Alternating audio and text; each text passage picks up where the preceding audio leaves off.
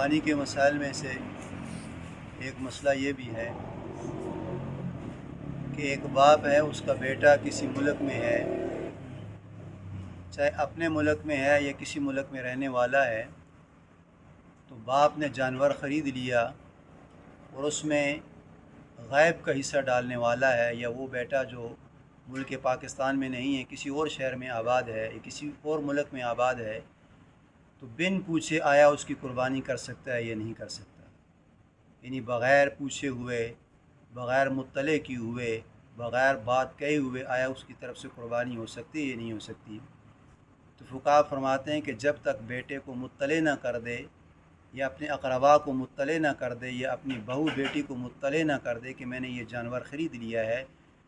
تو میں اکیلا ہوں، میں نے اس میں آپ کا حصہ رکھنا ہے، تو جب تک مطلع کر دیا، ہاں کر دی، تو پھر تو ٹھیک ہے۔ لیکن اگر مطلع نہ کیا تو فقہا فرماتے ہیں کہ وہ قربانی ہند اللہ اس کی قبول نہیں ہے۔ اور دوسرا مسئلہ یہ کہ اپنی بھی قبول نہیں ہے اور اس کی بھی قبول نہیں ہے، اس لیے کہ اس نے اس کو ساتھ ایڈ کر لیا ہے۔ تو جب تک وہ کسی خبر کے ذریعے اس کو موصول ہو جائے، باپ اپنے بیٹے کو باخبر کر دے اور بیٹے نے پھر اس کو کال کر کے بتا دی کہ آپ میرا اپنے ساتھ حصہ شریک کر لیں، تو فقہا فرماتے ہیں کہ اس طرح تو قربانی ہے۔ لیکن بغیر پوچھے اگر کسی کا حصہ وہ ڈال رہا ہے تو فقہا فرماتے ہیں کہ اپنی بھی قربانی درست نہیں ہے اور اس کی تو ہے ہی درست نہیں ہے، لیکن اس کی وجہ سے اپنی قربانی بھی یہ عند اللہ قابل قبول نہیں ہے۔ اور دوسرا مسئلہ یہ ہے کہ اب گھر کا سربراہ ہے، یعنی سربراہ سے مراد ہے کہ والدین ہیں، والد ہے، اب اس کے بیٹے جو ان سے ہیں اس کے ماتحت کام کر رہے ہیں، اپنا اپنا کاروبار کر رہے ہیں، دفتر میں ہیں، دکانداری میں ہیں، کھیتی باڑی میں ہیں، مال مویشی میں ہیں، تو فقہا فرماتے ہیں کہ گھر کے سربراہ کی وجہ سے کیا باقی اولاد کی قربانی ہو گئی ہے؟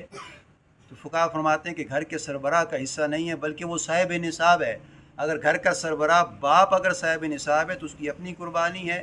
بیٹا صاحب نصاب ہے اس کی اپنی قربانی ہے، بیٹی صاحب نصاب ہے اس کی اپنی قربانی ہے، بہو صاحب نصاب اس کی اپنی قربانی ہے۔ یعنی ایک بندے کی وجہ سے گھر کا سربراہ، اکثر آپ سنتے ہیں نا کہ جی باپ نے کر دی ہے، تو ایک اگر یعنی گھر کے کسی فیملی ممبر نے کر لی ہے تو ہم کہتے ہیں کہ ہمارے گھر کی طرف سے قربانی ہوگی، بلکہ یہ مسئلہ ذہن نشین کر لیں کہ گھر کے سربراہ کی طرف سے آپ کی قربانی نہیں ہے، بلکہ گھر کے سربراہ اگر وہ مستحق نہیں ہے، مستحق سے مراد یہ ہے کہ وہ صاحب نصاب نہیں ہے، اگر اس نے نہیں کی ہے تو باقی جو بیٹا اس کے صاحب نصاب ہے وہ کر لے، اس کی قربانی ہو جائے گی۔ لیکن بیٹے کا حصہ باپ کے ساتھ نہیں ہے، باپ کا حصہ بیٹے کے ساتھ نہیں، یہ تو صاحب نصاب کا معاملہ ہے۔ یعنی بیٹی اگر صاحب نصاب ہے، بیٹا صاحب نصاب نہیں ہے تو بیٹی کر لے، بیٹے کا کوئی گناہ نہیں ہے۔ باپ صاحب نصاب نہیں ہے، بیٹا کر لے تو باپ کا کوئی گناہ نہیں ہے، بیٹا اپنی طرف سے کر رہا ہے۔ لیکن ایک کی وجہ سے دوسری قربانی کر لینا، فقہا فرماتے ہیں کہ یہ عند اللہ قبول نہیں ہے۔ اور تیسرا مسئلہ یہ ہے کہ جانور کو ذبح کرتے وقت، یعنی بسم اللہ اللہ اکبر، یعنی جب ذبح کر رہے ہیں، اب ہم اس سے پہلے ذبح کرنے سے پہلے جانور کو باندھتے ہیں،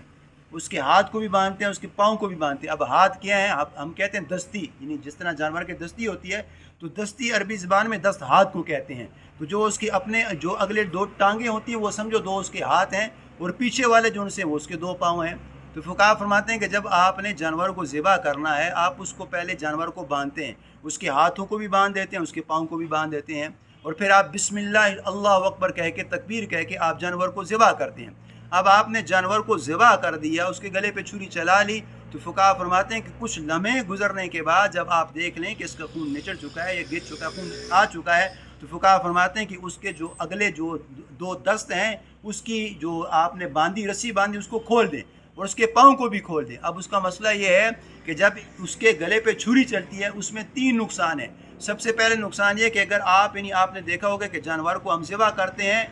کسائی ذبح کرتے ہیں یا عام بندہ اپنا جانور کو ذبح کرتا ہے، تو کافی لمحے بعد ہم اس کی رسی کو کھولتے ہیں، اس میں 3 نقصان ہیں۔ فقہا فرماتے ہیں کہ سب سے پہلا نقصان تو یہ ہے کہ جانور کی جو جان نکل رہی ہے وہ اذیت میں ہے، اس لیے کہ آپ اس کی رسی کو کھولیں گے نہیں، وہ پھڑکے گا، وہ نہیں، وہ اپنے پاؤں ہاتھ ہلائے گا تاکہ اس کی جان جو سی وہ آسان سے آزاد ہو جائے۔ لیکن آپ نے اس کو جھکڑ لیا ہے، بالکل وہ ہل نہیں رہا، تو فقہا فرماتے ہیں کہ یہ آپ جانور کے ساتھ زیادتی کر لیں، بلکہ لمحہ گزرنے کے بعد آپ جب دیکھ لیں کہ اب یہ ہلنے والا نہیں ہے، پھڑکنے والا نہیں ہے، تو آپ اس کے اگلے پاؤں کو بھی کھول دیں، پچھلے پاؤں کو بھی کھول دیں، تاکہ وہ ہاتھ پاؤں مارے گا، اس کی جان نکلنا آسان ہو جائے گی۔ اور دوسرا نقصان کیا ہے؟ فقہا فرماتے ہیں کہ دم مسفوخ ہے، یعنی وہ خون ہے جو زائل ہونے والا ہے، جو نکلنے والا تھا، یعنی جو اس کی رگوں سے خون آزاد ہونے والا تھا، جب آپ نے اس کو باندھ لیا ہے وہ آہستہ آہستہ حرکت کرے گا تو اس کی رگوں میں وہ خون جم جائے گا. یعنی جو خون نکلنے والا تھا، آپ نے باندھا ہوا جانور ہے وہ حرکت ہی نہیں کر رہا، جتنی اس نے حرکت کی ہے وہ تو خون نکل چکا ہے، لیکن زیادہ حرکت کی وجہ سے آپ نے جانور کو ابھی تک کھولا نہیں ہے.